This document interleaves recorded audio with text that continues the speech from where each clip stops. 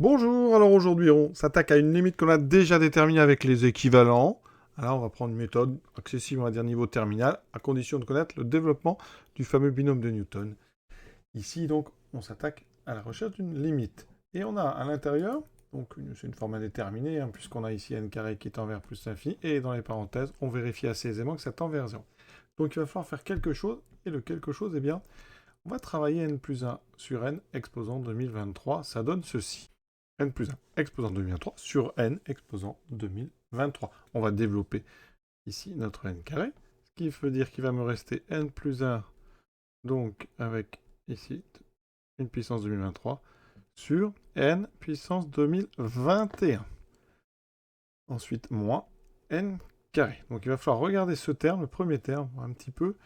Alors, vous allez voir qu'on va le simplifier. C'est pas un polynôme, mais on n'en est pas loin. N plus 1, donc ici, puissance 2023.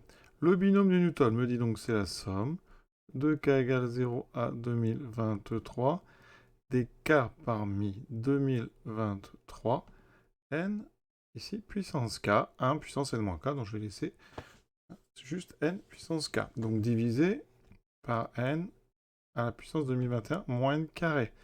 Et là, je regarde. Alors en haut, pour l'instant, j'ai un polynôme de degré 2023. Je vais simplifier par ici ce n puissance 2021. Il va donc me rester, déjà au départ, les premiers termes vont donner un degré 2. Donc je vais vous écrire les premiers termes donc, ici de cette somme.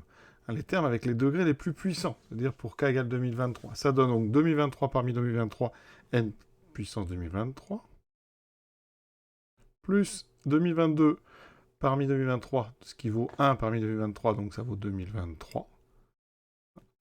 Ça c'est intéressant parce que quand on développe donc ici x plus 1 à la puissance n, le premier terme, donc ici c'est x à la puissance n, le deuxième c'est le n fois x puissance n moins 1, donc ici on retrouve en fait l'exposant 2023 et n 2022. Et il nous reste tout, ici toute une somme.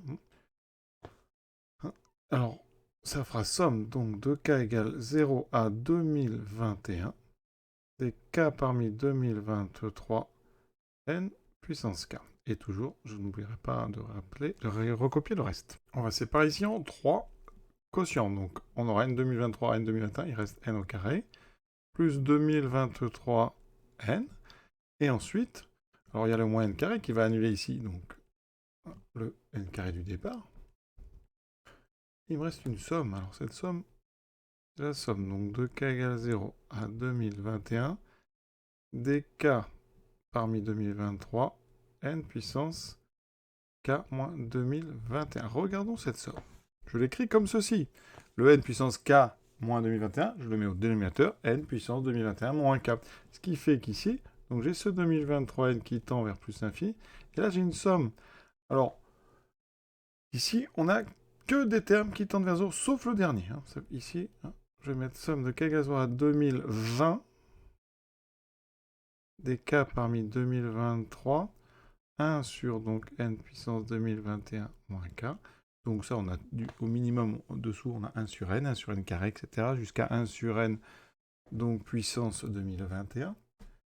Donc ça, c'est une somme finie de termes qui tendent vers 0. Donc ça tend vers 0 quand n tend vers plus l'infini.